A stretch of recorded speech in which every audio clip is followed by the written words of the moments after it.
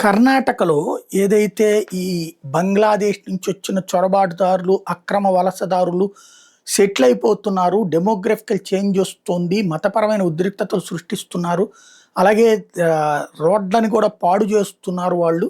ఆక్రమించుకుంటున్నారు అంటూ వాళ్ళని తిప్పి పంపాలి అని నినదించినటువంటి హిందుత్వ సంఘాల వాళ్ళ మీద కేసు పెట్టి అరెస్ట్ చేస్తే వాళ్ళు బెయిల్‌కి వెళ్తే బెయిల్ ఇచ్చినటువంటి హైకోర్టు ఘాటైన వ్యాఖ్యలు చేసింది కర్ణాటక ప్రభుత్వం మీదన. అసలు వాళ్ళని పంపించాల్సిన అక్రమ వలసదారుని పంపించే బాధ్యత మీది కదా! వాళ్ళు ఎక్కడెక్కడ సిటీలో చూస్తే వీసాలు లేకుండా, పర్మిట్లు లేకుండా ఇష్టారాజ్యంగా తిరుగుతుంటే మీరు చూస్తా ఎందుకు కూర్చుంటున్నారు?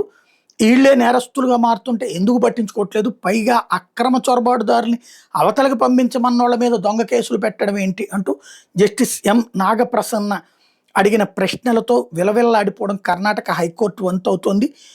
అనేక మంది మీదన పునీత్ ఖేర్హల్లి ఎవరైతే ఇట్లాంటి నినాదం ఇచ్చినటువంటి హిందుత్వవాది మీదన వరుసబెట్టి పెట్టిన కేసులు, ఎఫ్ఐఆర్ల మీదన స్టే ఇచ్చింది హైకోర్టు.